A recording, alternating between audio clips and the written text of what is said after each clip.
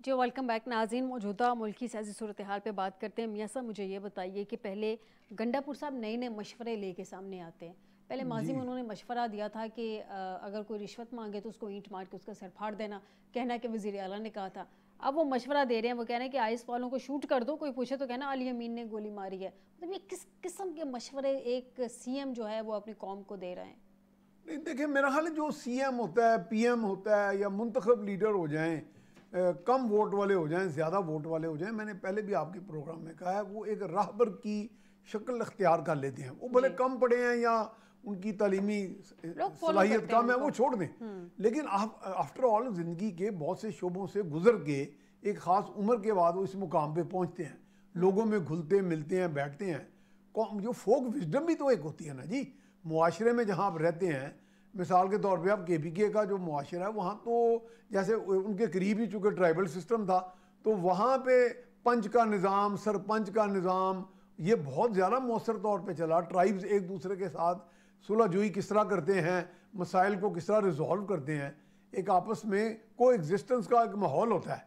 वो ठीक है, हम यहाँ पे बैठे तो कह रहे हैं जी ओवर वेपनाइज्ड हैं और वॉरिंग ट्राइब्स हैं, ऐसा नहीं होता। वॉर की भी एक वहाँ पे एक सिमेट्री उन्होंने रखी होती है, एक पीस का एक बाकायदा मैकेनिज्म होती है।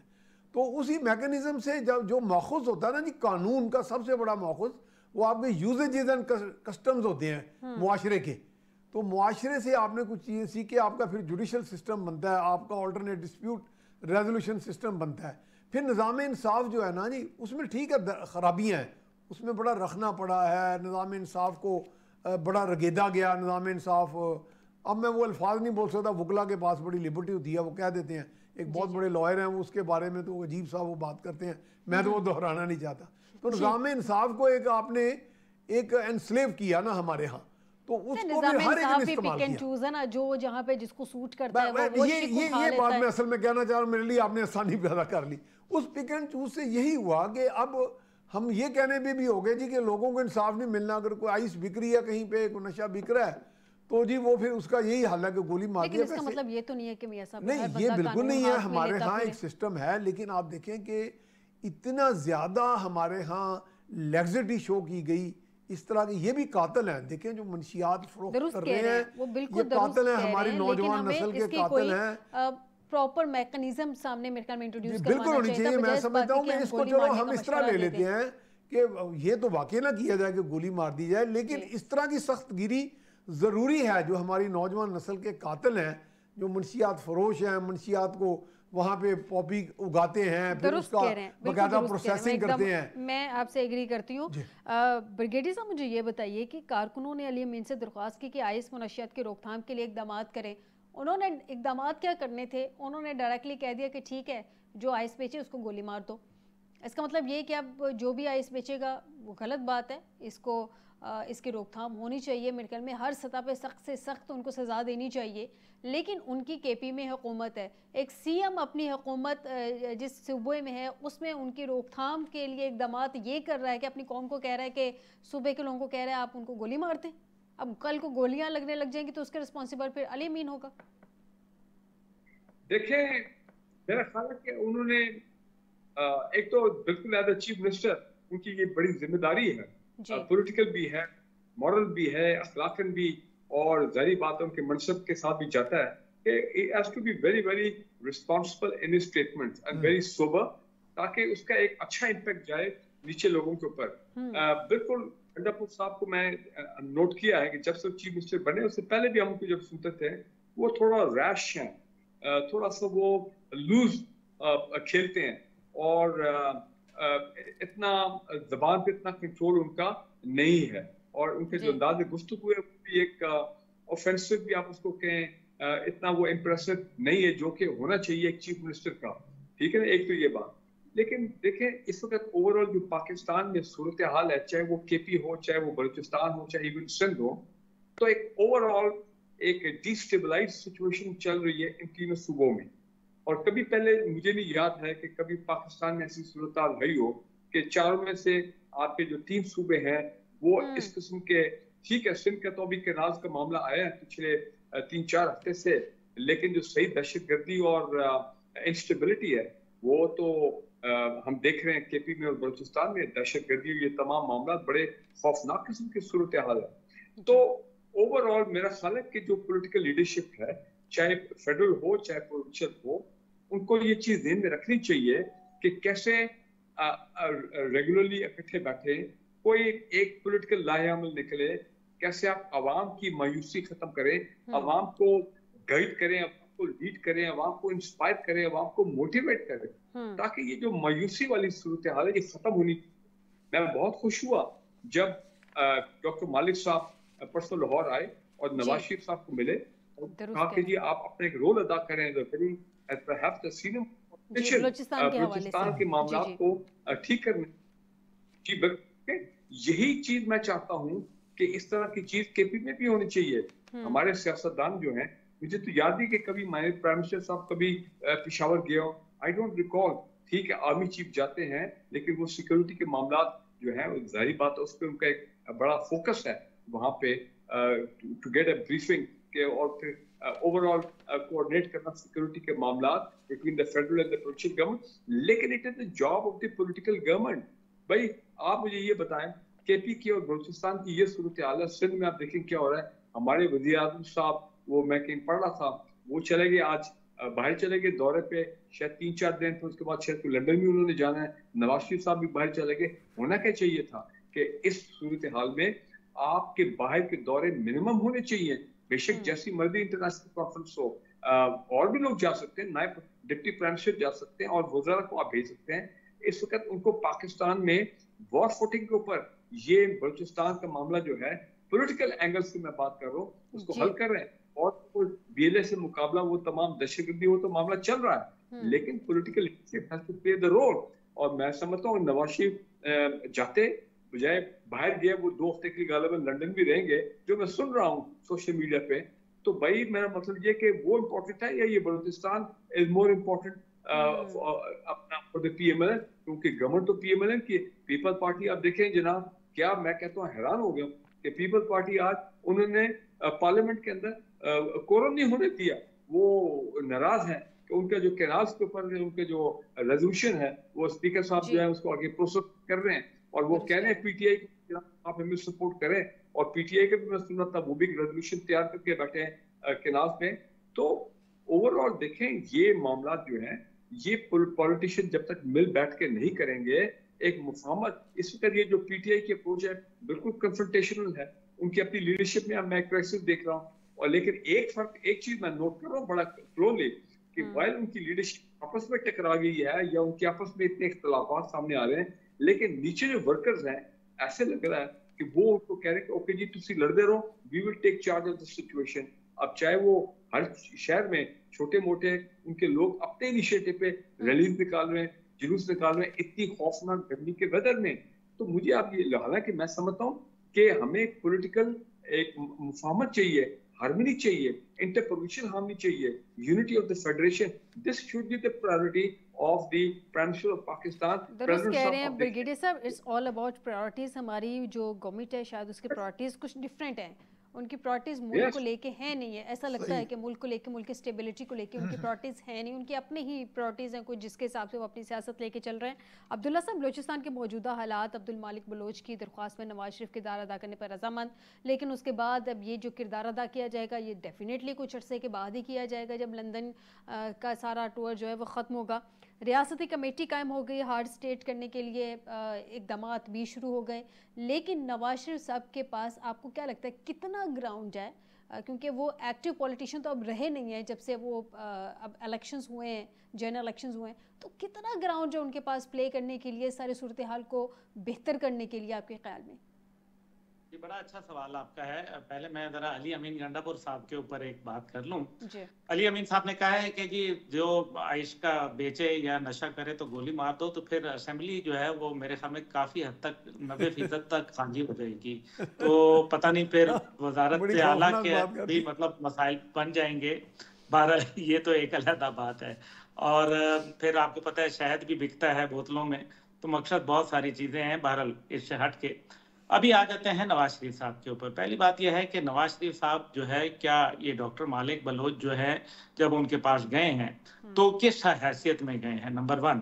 और दूसरी बात यह है कि हमें मालूम है कि इस टाइम पे बलूचिस्तान में एक इंसर्जेंसी जारी है और वहाँ बाकायदा एक फौज जो है वो उनके साथ दहशतगर्दों से नबरदादमा है। फौज का एक मजबूत वहाँ किरदार है।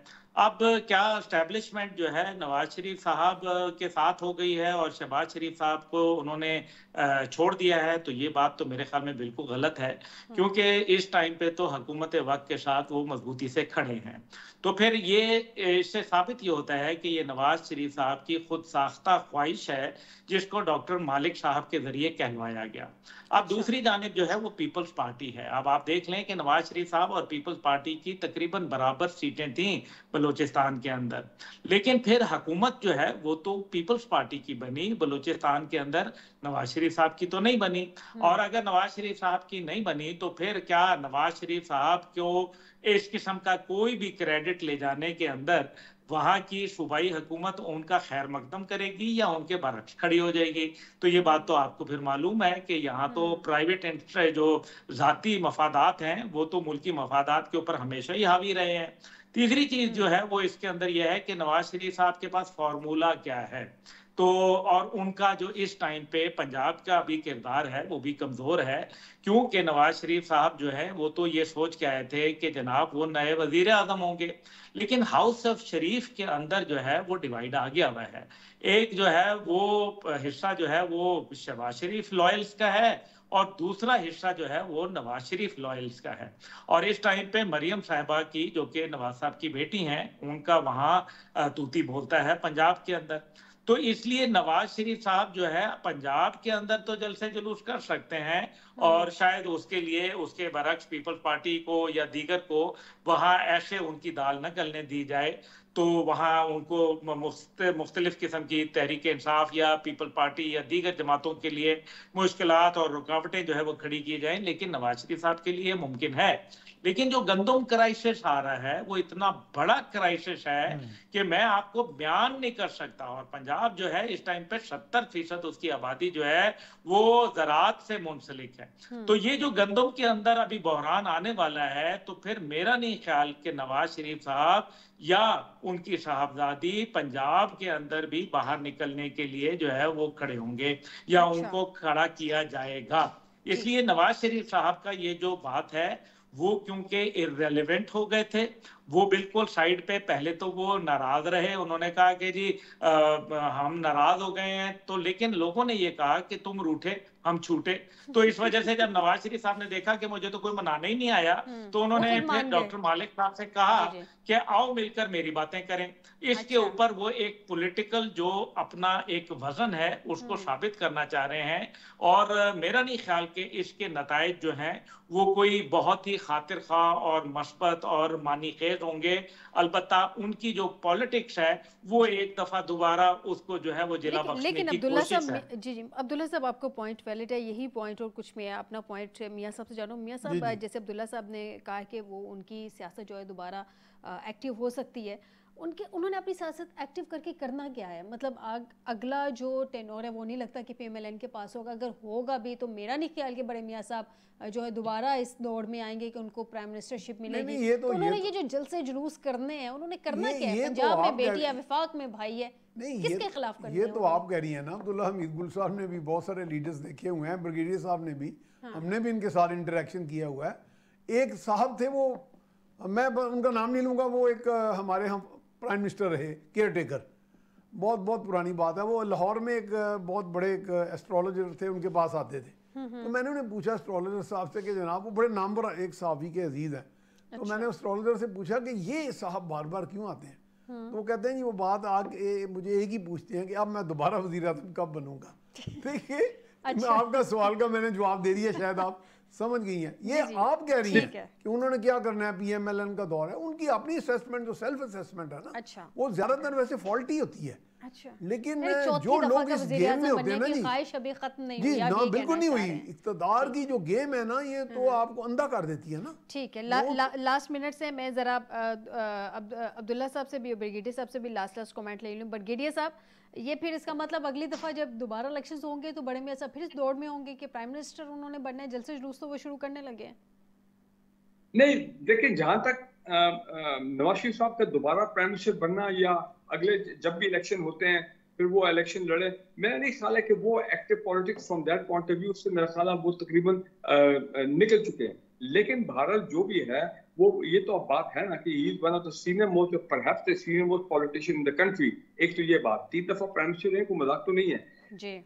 मालिक साहब इसलिए उनको मिलने आए हैं कि मालिक साहब उनके जो लास्ट दौर था प्राइम मिनिस्टर 2013 से 2017 उसमें ही वो दी चीफ मिनिस्टर ऑफ बलोचिस्तान और पहले ढाई उसने बड़ा अच्छा काम किया था और बड़ा डिलीवर किया था। अच्छा, दहशतगर्दी बहुत कम थी, बड़े जो दहशतगर्द थे ग्रुप थे वो लोगों ने हथियार डाले थे और उनको एमनेस्टी मिली थी वगैरह वगैरह। तो वो उस लिहाज में उन्होंने बड़े कामयाब चीफ मिनिस्टर थे। तो बैड लक होगी कि 2.5 साल बाद को जाना पड़ा और ज़हरी साहब आया था, सारा बेड़ा गर्क हो गया बलूचिस्तान का। मैं कहना ये चाह रहा हूँ कि उनका एक लेवल ऑफ कॉन्फिडेंस है और ट्रस्ट है विद नवाज शरीफ साहब। और दूसरा ये यानी कि उस ट्रस्ट की बेस पे वो बड़े मियां साहब से मिले हैं कि हो सकते हैं मामला बेटर हो जाए। अब्दुल्ला साहब last point sir, last 1 minute आपके पास है।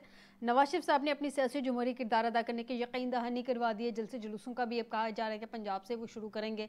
कुछ ऐलानात तो हो गए हैं, अब स्केजुअल्स भी आ जाएंगे सामने। इससे वो रिजल्ट्स क्या गेन करेंगे बड़े मियां साहब? मतलब आपके ख्याल में वो एक्टिव पॉलिटिक्स में आके क्या हासिल करना चाहेंगे, क्या हासिल कर सकते हैं? देखिए, हजारों ख्वाहिशें ऐसी कि हर ख्वाहिश पर दम निकले, बड़े निकले मेरे अरमा, लेकिन फिर भी कम निकले। मसला यह है कि वो पॉलिटिशियन है और उनकी ख्वाहिश है कि वो उनकी साहबजादी वजारत उज़्मा के जो मसनद है उसको संभालें, और इसमें तो कोई ढकी छुपी बात नहीं है। अब दूसरी जानिब जो है वो एक ज़ाहिर है पार्टी के अंदर ग्रुप बंदी है। जब किसी भी पार्टी देख लें आप, तहरीक इंसाफ में जब ग्रुप बंदियां हुई हैं, 3 बेसिक ग्रुप सामने आए हैं, तो नतीजा ये निकल रहा है कि तहरीक इंसाफ कमजोर हुई है। और इसी तरह मुस्लिम लीग के अंदर जो ग्रुप बंदियां हुई हैं उससे मुस्लिम लीग भी कमजोर हो जाएगी।